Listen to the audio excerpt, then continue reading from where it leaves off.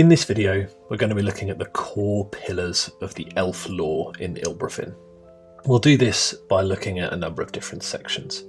First, the creation of the elves, for which we must know Alvalan, the god of nature. He was created by Entefi and OM to populate the plains of Ilbrafyn after the Great Divide. Alvalan created Ilfenia to have balance in two parts, the forest and the sea.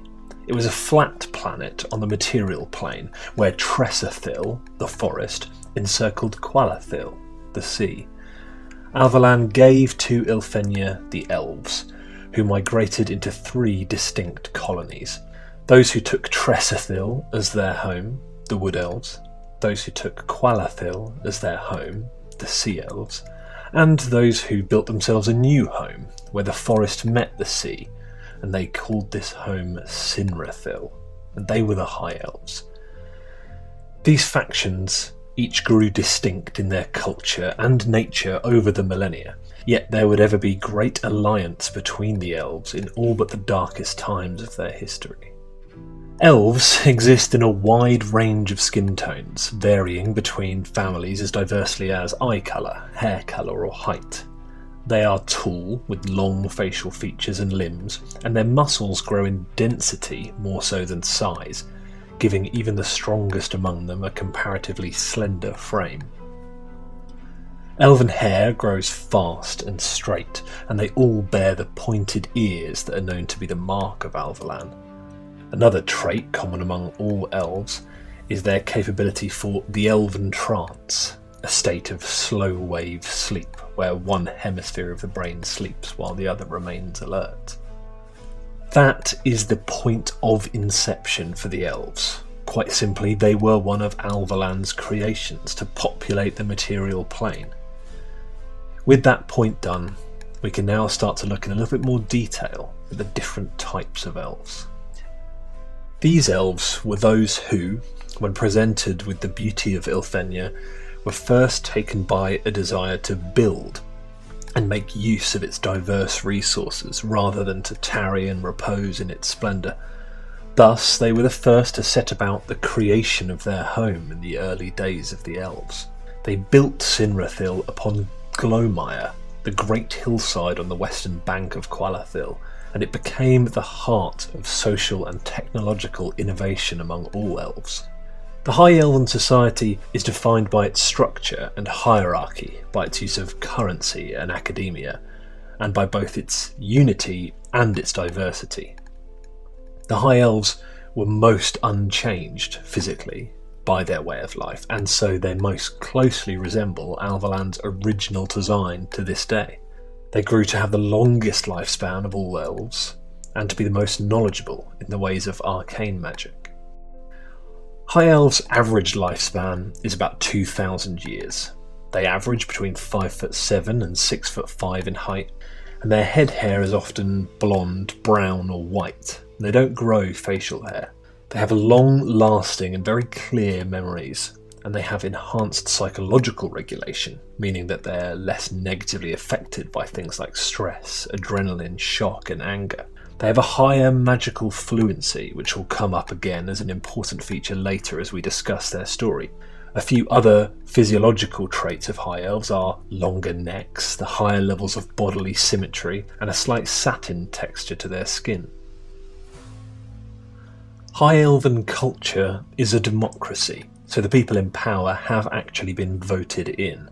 They use metals like gold and silver as currency, and they have markets in shops, in the sort of way that might be familiar to us.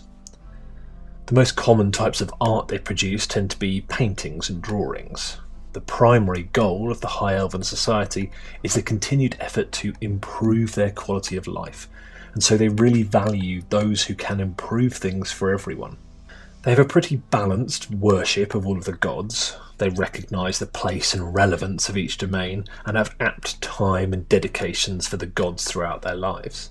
Within High Elf families, it's the eldest elf who is at the top, and that's regardless of gender, something that we'll see differs in some of the other elven subraces.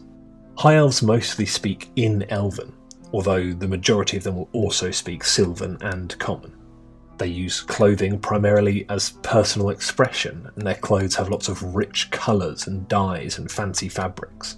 Their food is very diverse, and they have many intricate recipes. They love rich flavours, sweet delicacies, and in terms of alcohol, they mostly drink wines, spirits, and liqueurs.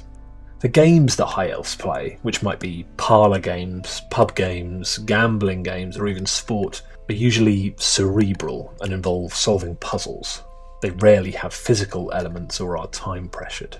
And finally, the High Elf legal system uses courts, trials, jails and timed sentences, again in a way that will be more familiar to us.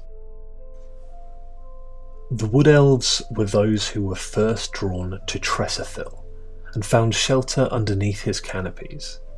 They loved the forest in all its ways, but above all they were enamoured by the trees. They built their homes around their trunks, made clothes of their fallen leaves, and named their young in their likeness. In time they grew in likeness to the trees, growing tallest amongst all elves.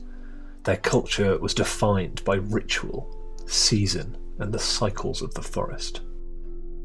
Wood Elves have an average lifespan of around 1,500 years. They grow to be between 6 foot and 6'9". Their head hair grows thick and is usually in autumn leaf colours like yellows, oranges and browns. Unlike most of the other elves, some of them actually do grow facial hair. They have slightly tougher skin than other elves, although this doesn't mean that they have coarse or rough skin, rather that it's just thicker, which suits their environment, in the same way that they have stronger grip strength, high foot arches and a wider range of motion in their joints. They have a slower metabolism, allowing them to go much longer without feeling hungry, and they are fast twitch muscle dominant, which means that they are built for bursts of strength and explosive movement.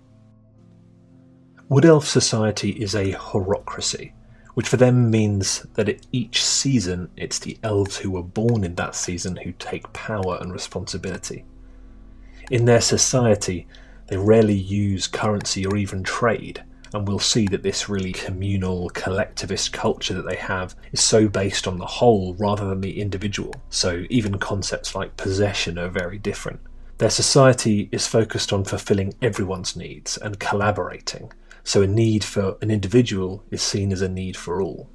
Most of the art they produce is in craft, as they're very physical and practical people, especially in making use of the resources of the forest. In their worship, they certainly favour worshipping Alvalan over the other gods, which perhaps isn't surprising. Although they recognise and understand blood relation, this strong community emphasis means that it is seen as no more important or real than social relation or kinship. They primarily speak Sylvan, although most of them also speak Elven. Their clothing, made from what they have in the forest, is usually very functional, and decorative dress is kept for rituals, which they do have a lot of in their culture. They mostly live on a vegetarian lifestyle, not because they don't eat animals, but they just don't breed them and kill them for food, and they instead use the forest to grow crops. They always cook in large batches to feed as many elves as they can in big communal meals. Again, they're making use of what is available to them in the forest. The alcohol that they drink is mostly made from fermented fruits, so they especially have a lot of fruit beers and ciders. Wood Elves play games that spread through the large spaces of the forest and will mainly involve physical elements such as climbing, racing or wrestling. Finally, the legal system within the Wood Elf society is mostly focused on reform, community work, repair, rather than punishment or isolation. The elves who first set foot in the shallows of Qualathil were enamoured by its ways. To live upon it, within it, was imperative to them. They took to building homes of vast rafts of earth and wood, woven and packed and bound like great nests, and they called these homes the Wades. Though the larger Wades could carry 1,000 sea elves, the communities of their society were still far smaller than that of the Wood or High Elves. However, far from this defining the Sea Elves as a sparse and reclusive people, it is this very feature of their culture that brings them closer together. They are a deeply familial people whose lives and traditions are rich with song, Their bodies too adapted to Qualathil. Slower hearts, larger lungs and longer limbs, and other physical adaptations gave them graceful prowess in her waters. Sea elves have an average lifespan of around 1,000 years, and grow to be between 5'9" and 6'3". Their head hair grows in shades of black, grey and white, and they actually grow no hair on the rest of their bodies, which is the first of the adaptations we see in them to be better suited in the water. They have slightly lower pitched voices, larger lung spans, slower hearts and longer arms and legs. They also have a second set of canine teeth in place of their lateral incisors, which reflects a more meat-heavy diet. Sea elves are also slow twitch muscle dominant, making them better over long distances and more built for sustained exertion. As we go into talking about sea elves, it's important to remember that they live on these wades, meaning that they have smaller societies that they function in, and they might go some time before meeting another wade, and we'll see the impact of this as we look at the traits of their culture. Sea elf society is what we're going to call a mesocracy, meaning that those in power are actually decided by age. So there is a certain age bracket that the sea elves have deemed to be when an elf is essentially at the best age to be responsible for decisions. It's a mix of maturity, capability and experience. Elves will grow into this age bracket and become a part of the power structure on their wade, but then also once they reach a certain age at the other end of the bracket they will grow out of it. They are huge storytellers, and so most of their art is in song, poems and stories. Their society is focused on family, honour and legacy, and about looking after those who live with you on your wade, and then making trades with others on what you might each have in excess. In their worship, they prioritise Entefi and Alvalan. Of course, Alvalan being a common focus amongst the elves, he made them after all. Sea elven families are matriarchal, so it's the eldest female elf who is the sort of head of the family, and sea elves speak mainly just in Elven. Their clothing is pretty minimalist and simple, although that doesn't mean that it isn't decorative or aesthetic in its own way. There is a balance between function and traditional imagery of the sea, lots of flowing robes, wraps, capes and scarves, which all sit over sleek fitting leathers which have a much more practical purpose. With lots of fish and marine plants, the sea elves have a mainly savoury diet, and actually sweet foods are so rare that sometimes they are quite unfamiliar to them. They have lots of creative ways of preparing the limited range of foods that are available to them. More than one way to skin a fish, you might say. For alcohol, they brew mainly ales and distill spirits, and their games often involve intrigue and tactics among physical elements, so things like balance or hiding. And finally, although their sort of legal systems might vary across different wades, sea elves tend to use exile as the sentence for transgressions, which might be exiled upon land or maybe even exiled upon a solitary wade. In the 4th millennia of its history, Ilfenia was taken captive by Megorodiormus, the demon king of darkness. Alvalan battled with Megorodiormus for its freedom, but the harder Alvalan fought, the more Megorodiormus would draw upon Ilfenia's power, draining the life force from the land and the people within. The elves pleaded with Megorodiormus for mercy, until finally he offered them the terms for their release. If the elves agreed to forever carry his mark of darkness, he would release Ilfenia. The elves who offered themselves to carry this burden were then called the Darrowkine, and they would come to be known as the Dark Elves. The mark they carried changed them. It made them recoil from the sunlight and seek darkness of homes beneath worlds. Though they were once heralded as heroes amongst the elves, their differences in time would drive them apart, and with the help of Alvalan, they fled to the other planes and planets, where they took to building their underground civilizations, and many know these places now as the Underlands, but the native Dark Elves call it Neothel. Dark Elves have an average lifespan of around 1,300 years. They grow to be between 5'7" and 6'4".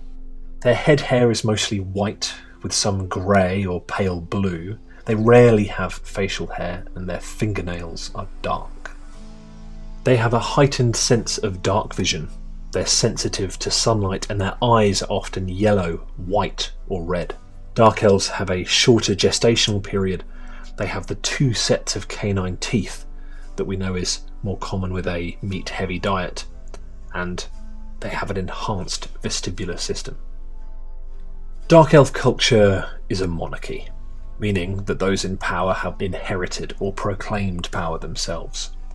They too use precious metals but also gems as currency, and trade tends to happen, although with individuals rather than with businesses or shops or markets. Their art is foremost in sculpture, again, a very physical people, and the focus of their society is survival. The weakest give their resources to the strongest, and they are all okay with this. It's the way in which they function. It is seen that those who are the strongest will pull everybody else up with them, and so even those with less give to those with more. The Dark Elves worship relatively unilaterally across the gods. However, they tend to, rather than have the pantheon of gods as their main focus for worship, they are more inclined to worship local medials or other powers who they feel have more impact on their lives. Dark Elf families are patriarchal, meaning that the head of the family, as it were, is always the eldest male. Dark Elves speak mainly in Elven, but also most of them will speak Common.